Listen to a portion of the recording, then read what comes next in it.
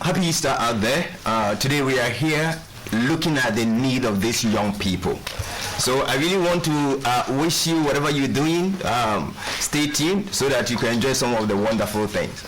I believe when we talk about young people, we all believe that young people these days are the future for this country.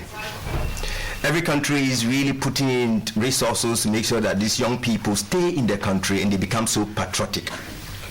It is true that the section of others believe that these young people are doing well, they are meeting expectations.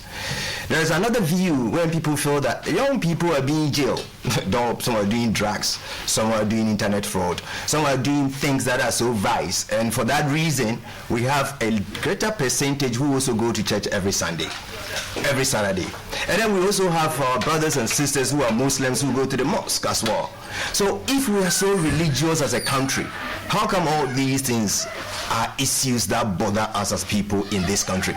The special edition, right, the special edition of today's program is to bring together young people who have opinions to express. And then I have actually also taken it as a duty to invite a man that I called, he knows, he's a young person, very vibrant. You know, he's a minister of the gospel. Not only that, he really do a lot of things with the young people, so he knows them better. So he's the director of what we call COME. COME is C-O-M-E. I'll introduce him and I get him to speak to you about it. So Pastor TK Mensah, or I'll call you TK Mensah. Sure. TK. Yes. Good morning to you. Good morning. And it's good to see you on these moments like that. Yeah. When it's Easter. Exactly. But let me comment. You are looking younger, Pascal. Thank you, as usual. Yeah, you are looking younger. Thank you, Pastor. Yes. Thank you, Pastor. Thank you for having me today. Great. So, Pastor, we're going to talk about the young people, and we have some of them that I will invite to join us later. Sure. Now, we live in a country when we feel that the future belongs to them. And sometimes when I even talk about the future, I think the future is now. Exactly. So while we still prepare them, we also believe, and this, let me take a quotation from a woman that I love so much called Ellen White. She put it this way. He said, God is not going to send angels from heaven to come and accomplish what you and I have to get up and do. Young people spend a lot of time and energy going to church, doing whatever matters, and sometimes what doesn't matter. At the end, if you look at an average youth in Ghana, when you speak to them, chances are that given opportunity, they probably would like to be in another country. Sure. The only few who are so patriotic and want to stay in this country and help. So my question to you this morning, give us a general view and assessment of these young people and what can be done for us to have that kind of patriotic, so that the future people who are yet to born will come to this earth saying thank you to us. Yes, thank you so much. I want to state clearly that the youth are the product of the exiting generation. If we see a group of young people today that are malleable, they are disfocused, they have a misplaced priority, it credence the fact that the generation that trained and gave birth to those young people, this was what they bequeathed to them. So we want to underscore, when a child is born, the child learns from the environment, the family. So basically, the current generation of young persons are the reflection of the parent, the leadership, and the society they found themselves. We want to first underscore that. Okay. Having said that, now we are a generation whereby my grandfather had not finished his race, then he has died. My father came, he has not finished my grandfather's race, then he is also dead. Then I am born, and I must finish my grandfather's race, finish my father's race, finish my race, and run part of my daughter's race. That is an overload. Exactly. This is the burden on this generation that we call the young people. But the sad issue is this: the kind of orientation and education given these young people are what has placed us at where we find ourselves. So to generalize the current dispensation of young people we have is to say that they are a generation that are the best that have come at a time where we have a group of people who have not given them the needed mentorship and the needed leadership. I will begin to say that. Good. Pastor, then let me pick your view on some of the pertinent issues confronting these young people. Sure. Now, you as a man of God and as a young people traveling across, is something wrong with our mind? Are we not believing ourselves as black people and generation as we are will be able to really make a difference And if you look at that, how do you balance that with this young generation who sometimes have no idea why they are even born in Africa, why they are Ghanaians, and what is it that is their core and responsibility, until they carry all this generational load for them to be able to make an impact as well? Yeah, Solomon said it right. I want to situate it in the biblical context. In the book of Proverbs, he says, as a man think in his heart, so is he. So we want to underscore that the generation of young people we have today are the product of their thinking. So if there is something, SKP put it this way, that there is nothing wrong with the African mind. Our problem is with our mindset.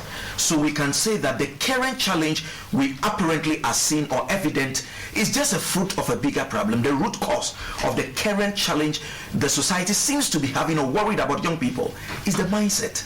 So the mindset us from the church, the mindset us from the home, the mindset from our educational institution, and the mindset from the society itself. So the first challenge is the mindset. Having said that, we will not exonerate young people, because in case you were disadvantaged or born in a disadvantaged race or circumstance, I must owe it a responsibility, created in the image of God, that I must thrive to accomplish why I am existing. So there must be a deliberate approach to reorient, refashion the thinking process and the mindsets of this current generation. In case my parent disadvantaged me in that regard, if I'm privileged with a certain minimum education, I must aspire to liberate myself, not anymore from the colonial chains of segregation or racism, but now from the mental understanding. Somebody put it this way, that we need to exorcise the African from the ghost of inferiority complex. That's and it begins with the mindset. That's right. So it's about the mind. Sure. Okay, Pastor, let me just ask you this. You tell us not to fornicate, we fornicate. You tell us not to drink, we drink. You also say we shouldn't smoke, we smoke. The big book called the Bible is always around in our houses. Even if we don't own them, our parents have got them. Sure. But we read it, we go to church. And sometimes church going becomes so much of a ritual. We just follow. We go to the mosque, we read the Quran. But the thing is, a greater percentage of us are not living up to good. Sure. Today we're going to really talk to the young people. So is the willpower before a bit greater than it is right now? Because now it looks like most young people don't have a willpower to do anything. Yeah. And I'm just thinking, sometimes we hypocritically pretend to our parents that we're living up to what they expect. Yeah. But in reality, that is not what happens. Yeah. So what would you say about that? What is happening? What is happening in this generation? There is a disconnect. You see, the young people are facing a problem I call that birth disconnect. My father, who is a pastor, my parents who are Christians, who gave birth to me, I saw the disconnect of their profession and their faith. I will reference this in the book of Romans chapter 2. Paul put it this way: you who preach to another, you preach to your own self. You who say a man should not steal, do you steal? Who you say don't worship idol, do you rob from temples? Parents are propounding ideals, yet they live vices.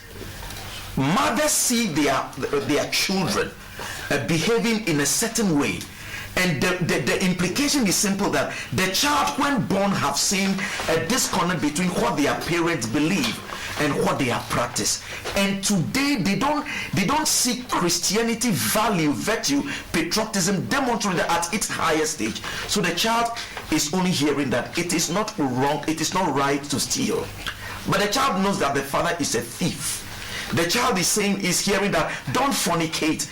But the child knows that my father have side chick and have girlfriends aside my mother. So the current challenge the young people are seeing is the disconnect that society have led them to see, and the church have not demonstrated great Christian mentorship and piety.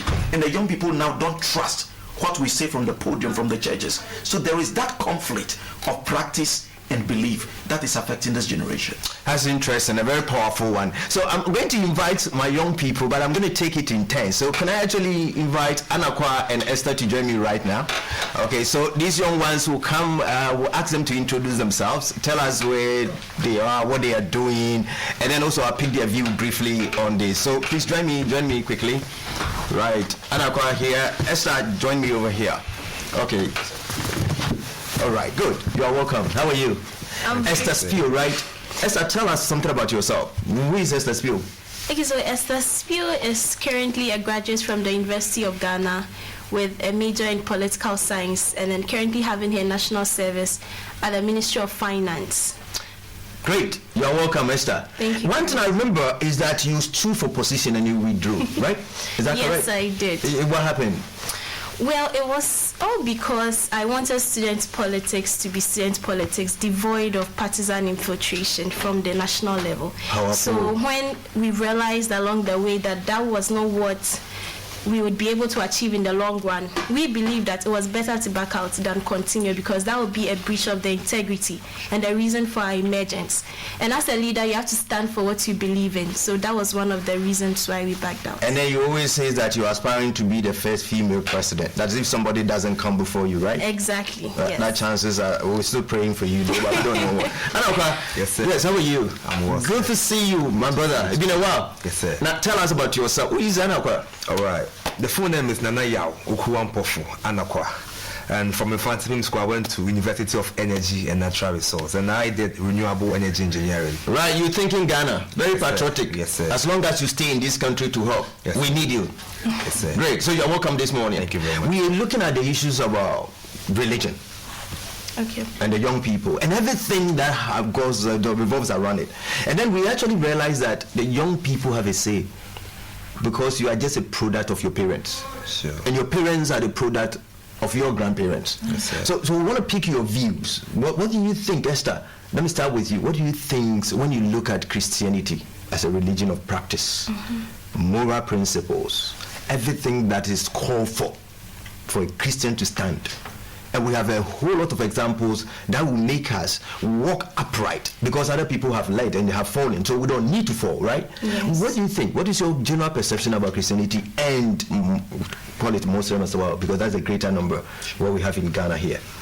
Okay, so I think that generally Ghana is considered as a religious country, and then according to the 2010 census, Christianity was one of the major religions being practiced in Ghana. Yeah, followed by Muslims. Islam, Yeah, yes. Islam. So on the face value, everybody would think that Ghana is a religious country and that everybody is supposed to be religious.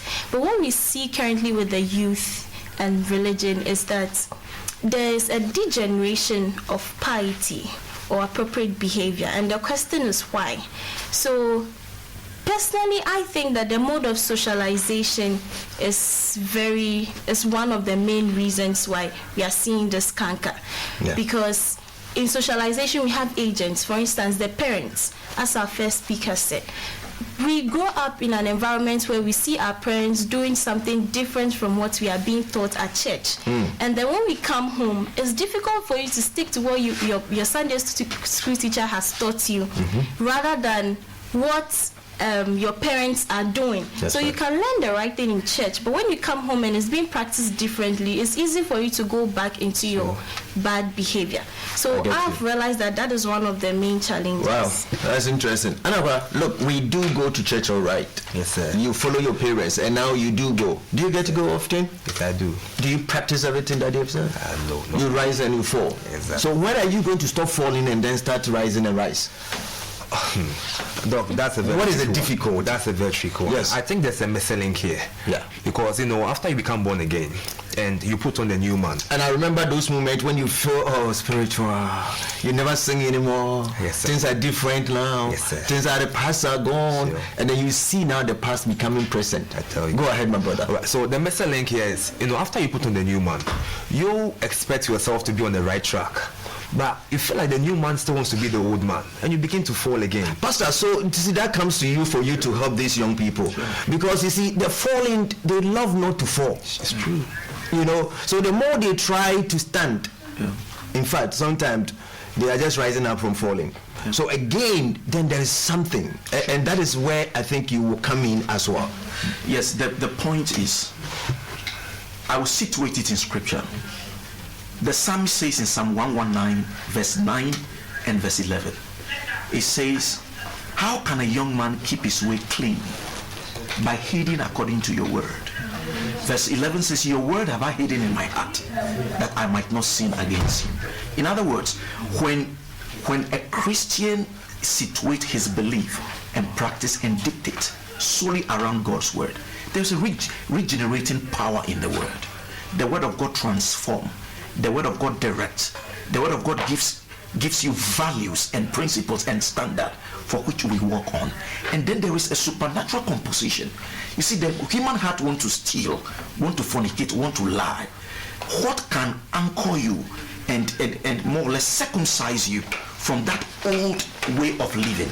It's not within you. You need an external help. This is what we call the concept of Christian faith. Pastor, I want you to stop right there. The concept of Christian faith. So we're going to look at it, right? Pastor has spoken.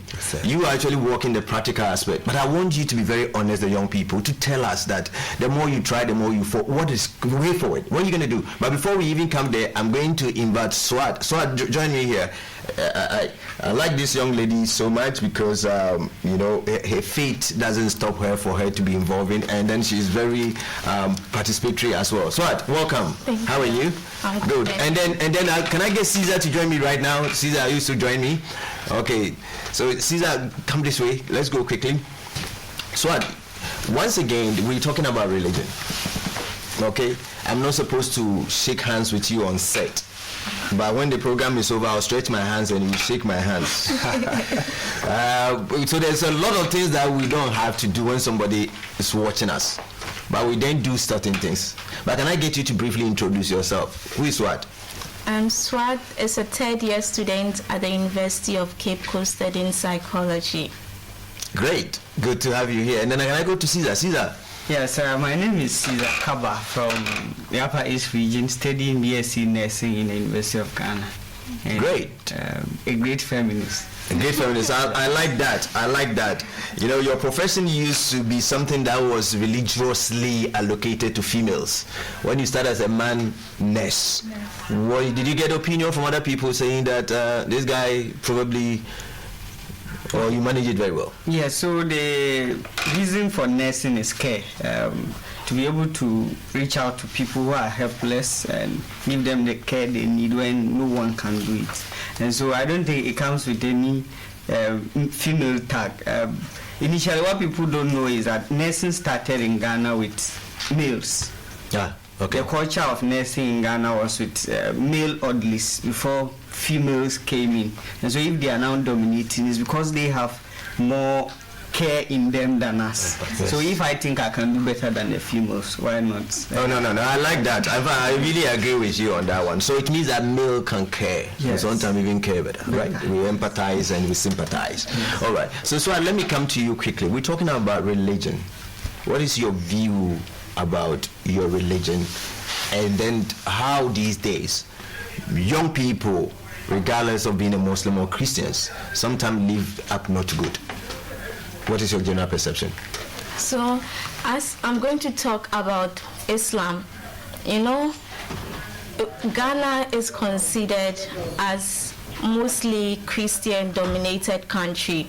So most of the rules are actually made based on the Christian doctrine. So living as a Muslim in Ghana, you actually find certain challenges because the schools, places you are supposed to use, it's actually Christian dominated, and they say religion and culture is inseparable. You don't really know where religion ends and culture begins. So our culture, to some extent, is Christian. So you feel like you have this cognitive dissonance. You go home, your parents are actually, you're praying, you're doing all this. You come to school, you say the Lord's Prayer. And following the words of the Lord's Prayer and following what you do at your Arabic school, it's not really the same, but it's one God. So it's not really easy. That's why at times it actually makes some of the Muslims go out, because they really... When you say go out to where? Go out what? Like, or they come out to do things and say things, or what do you mean go out? Go out to the country? Let them do things that are actually contrary to the religion, because Islam is peace. Okay. Our religion is peace, and it actually says you should be kind. Okay. And because of this cognitive dissonance, you find them going contrary to what the religion is saying, and no one can blame them, because people actually give this excuse that they are Muslims, so they are not even surprised, and they also hide under that umbrella and actually perpetrate whatever crime they do. Because I know even if I'm a Muslim and I commit this thing, no one is even surprised, because this social desirability bias, you're actually waiting for me to prove what you were saying.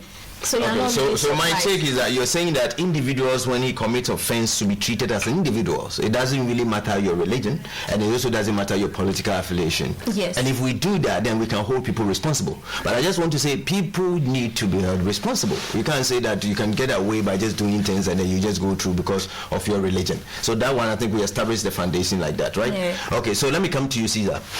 What about you? What do you think? General view about Christianity, and you live on campus, a big campus, University of Ghana, you see people going and coming.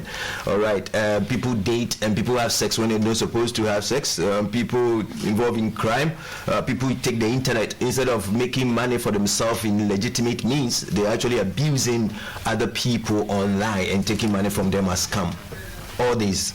So what do you think? How do you balance all these off when it comes to religion, celebrating Easter? Okay, so I think ideally religion is supposed to do three basic things in my view. One, to transmit values. Naturally, we know the African culture to me is even religious, that you are supposed to do certain things and not do the others. Sure. And it's not too different from the Bible or the Quran. They go almost hand in hand. And secondly, religion is supposed to provide us with role models. For instance, here's one. If you go to church every day, you get to meet people who are religious, so you look up to them. Instead of seeing that porn star that you like to become, you see someone in church that your future can be modeled around. And thirdly, we are supposed to have that institutional setting where religion provides activities to divert our attention from those vices out there, so that we can focus and learn and also do that. But in these days, all these three things are questionable. You don't get to get all of them at once. There are so many religious leaders who are misleading us, not being the right role models.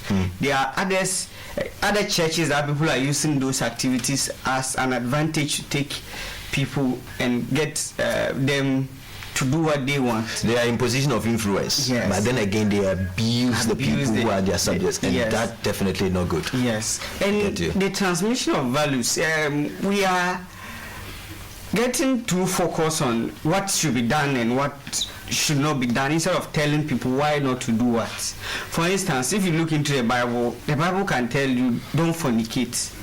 But what if you fornicate? What happens? That is where we need to move towards. That young people of today are not like those days that you tell them what not to do and they go by it. They question you. And so until you begin to realize that you have to give them the answers, they don't stop. They will experiment to see why they shouldn't do what you are telling them. In the past, they used to do female genital mutilation to prevent sex. We fought against it. It no longer exists. What it means is that they can go ahead to have sex until they are told the reason not to do it. That's right. I get your So point. I think that is where religion should come to help us, instead of just prescribing and not giving us the reasons. So do you think that the dons are quite many, and sometimes young people just want to be able to experiment it? Most of the dons be able to believe it. Yes, I believe so. And to me, I even think without the Bible or the Quran, Ghana is religious. Because we know why we shouldn't do the things that people tell us not to do. And so if we go too much to the Bible, sometimes people are misled. Sometimes, as a pastor, sorry to say, but the pastor should come to a time where they will put the Bible aside, like my favorite Joel Osteen would do, and tell you that if you go to smoke, you are prone to madness. Don't smoke is different from that message, because you are telling me what the effect of smoking will be. Right. If I have sex today, I get pregnant. It's not about going to heaven or hell, because that is too far from us. The next thing tomorrow is pregnancy. That's or right. HIV/AIDS. So we should also bring the consequences of your actions. Yes. So if people will get to know, that will help. Thank you so much. Now let me just take the final one. Judith and Ben, please just join me straight away. Join me, guys. Okay, so we having just a very interesting conversation, and we want to know the people out there in your houses as well. You can join in this conversation because we believe that we might definitely speak on issues that bothers you as well. Judith, can you introduce yourself briefly? So my name is Judith Ajenim Boateng, and I'm working with the Ghana Armed Forces at the moment. You're a military woman? No, please. That's your national service. Please. All right then. You're a national service person. Ben, what is your portfolio? Okay, I'm Benjamin Obinieji, a level 300 student of the University of Ghana, reading Bachelor of Science in Psychology. And currently I'm the president-elect for the University of Ghana Association of Psychology Students. Wow. Congratulations. We all congratulate you. I think that will even explore some of the issues we're going to talk about today. Young people and position. And these positions, that is also sometimes characterized by corruption. And then, in fact, it was even reviewed that there are more corrupt students on their campuses than politicians. And this is a research that is coming from some of the African countries, and I don't think Ghana is totally different. Well, people go in to win elections in our campuses. So these are issues that we will address in our pick and act. When it gets to that big, I know that one of you is going to address that issue. Pastor, these wonderful young ones have joined us. Yes. The issue on discussions. Yes. Before I even listen to the two who have joined us, there's a lot of misconnects. Sure. The more we try to live upright, the more we fall. So are we saying that the influences are greater than the very influences that also get us to get to the upper level? So that we see more biases, negatives than the positive. Yeah. And our parents who are there to support us sometimes are not there. So we see lack of parenting resolving, and then the political figures and also religious figures who we look up to as mentors probably have not lived up to expectations. And that get these young people more confused. What is the way forward? Yes, the problem of our generation is the problem of leadership. Leadership from the home, leadership from society, leadership in the school. When my brother was talking about telling us just the do's without giving us the rationale, it's more or less like a methodology in teaching. That's right. The parents must do that. Mm-hmm. So we have a lot of boys who are grown boys, but they are not able to transmit what a parent is mandated to do. Basically, mentorship and leadership is what is lacking. That's right. All what the young people are talking about, it's true. But I want to take a bite on one of his statements. We do right because it is right. That's right. Listen, if I will not sex because of pregnancy or HIV. If I can prevent them, then I can engage in it. That's right. So the higher model of morality and ethics is you do the right thing, not because of any intrinsic or extrinsic motivational factor. That's right. Or the ramification. Mm-hmm. It's a matter of principle. It is not right to do it. Great. You get it? Then we can talk about the secondary component. Good. Of that. So, Pastor, I will come to you for you to find a final word. But can I get you all to pick one of the things, really? Just pick. One of you pick each. Pick each for me. All right. Good. Good. And you tell me your number, and then I'll tell you your question, and then you just deal with the question for me. All right. Are we ready to go? Yes, sir. Okay. Who picked question one? Who have question one? You have question one. Okay. Anamka. Now, specifically, tell us about the young people, right? And sex. Okay. These days, it looks like it's the topics of the day. It's like a it's like a norm, right? Now, tell us all the difficulty and what can be done. What advice would you give to the young people out there? Okay, so the young people and sex. I mean, it's a very prevalent issue, and people engage in sex for all the weird reasons, some for money, some just for satisfaction. But I want us to look at what causes the young people to engage in unwarranted sex. First of all, it might be irrelevant, but it's really crucial. The type of food we take in. Let's say if maybe you're a young guy, maybe you're taking banana at night. Okay. If you wake up in the morning, you feel something passing through. Okay. So the food is one of the causes. What are the factors? Let's move on. The misuse of the mobile phone. The misuse of mobile phone. The mobile videos you watch. The communication you carried on. Sure. The mobile phone was to say, but it rather now dictates what we have to do. So it eventually forces us to do things we don't have to do. So right now, let's look at how we can curb this issue. That's right. So if you are young, you have so much energy. energy in you.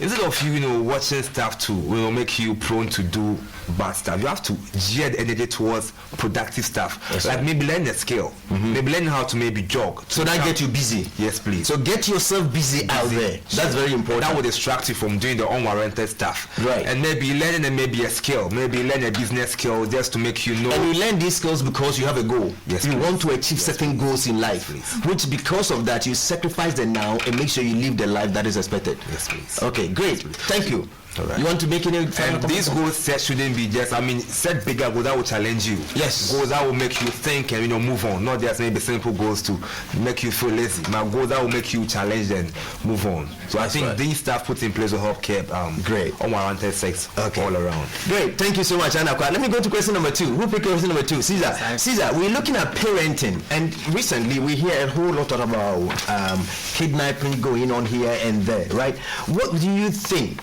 parents should and must do? And also the issue about kidnapping. So if you can piece this all together within a few seconds, I'll be grateful. Okay, so basically I think we've spoken a bit about parenting. Parenting is basically to guide someone. When you are born, you are supposed to be fed, you are supposed to be kept in nice clothing and all. That is the basics of parenting. But then when you grow up, then you are going out there without your parents. The problems of today that we've already discussed are not like those days. So what should parents do? Parents should give us the tools that can help us survive out there in the current generation of problems. Even if they don't have it, they need to go and learn it. They have to so that they can pass it on to the generation. Yes, and if you don't have those skills, we don't have my time, so that's why I'm rushing you. So if you don't have that skill as a parent, then of course it's important you don't bring people to this earth, especially when they have not begged you to do so. Because we have irresponsible people giving birth here and there, and these people are the ones who turn up to cause all the confusions and everything that we're talking about over here. So that is it. What about the kidnapping situation? What do you think should need to be done? Okay, so Ghana, we are known in the whole world, in the face of the world, we are a peaceful country with security. And what that means is that people are attracted to our borders. People come in to settle. But then so many people are coming in that we are not filtering to know the kind of people we are receiving into this country. That's right. I do not think Ghanaians will genuinely go ahead their brothers or kidnap them. In my belief, these things are done by people who are not supposed to be. So we need to check our borders. We also need to make sure that we have a database. Yes. Anybody who comes to this country, just as when we go to other countries, they do take database and take information of us. So all this has to be done. All right. Okay. And the embassies that are responsible for other countries or citizens from other countries need to be up and doing. If somebody commit offense, bring them out, and so that we can know the good people from the bad people. That is excellent point. By Judith and Benjamin, what number did you pick, Ben? 6. Number 6. Ben, you are actually supposed to talk to us about corruption on campuses and elections. You won elections right now.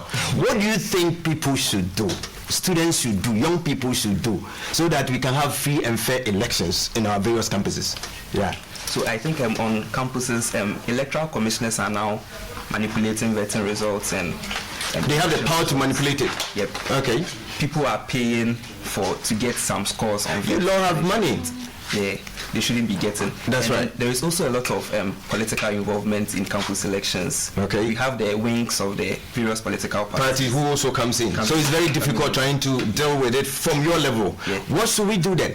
Yeah, I think the political parties should just endeavor from not engaging in such things, and I think if you endeavor to go for a political position, you shouldn't then affiliate yourself to a particular political party. Yes. And then it's like you are broadcasting to everyone that you are part So serve your of this people. political party. Right. Yeah, the focus should be on the people, because That's it's the right. people you are going to serve, and not the political party. Thank you so much. We wish you well. Judith, what about you? What question did you pick quickly so that you could actually the pastor take the final one? Patriotism. Yes. That is dead. You know, taking initiative for these young people, they will see it, they won't act. Yes. Say even speaking, they won't speak up. Yeah. Patriotism. The spirit of the Americans, the British, the Germans.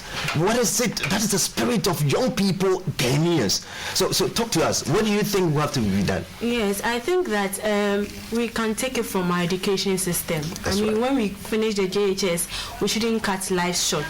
And we should also look at it like this. Classroom is not for everybody. So what about those who want to enter into entrepreneurship? There should be a system whereby we can absorb these people.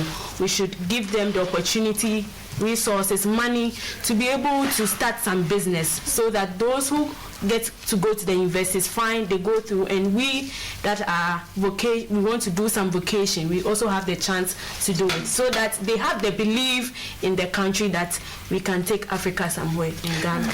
Those of you out there, join us in this conversation. First, I want you to have a last word, just a quick one for you to take us to the end. Yes. Yes, I want to say that irrespective of the challenges that the foundation of the young people might have been, it's not an excuse for failure.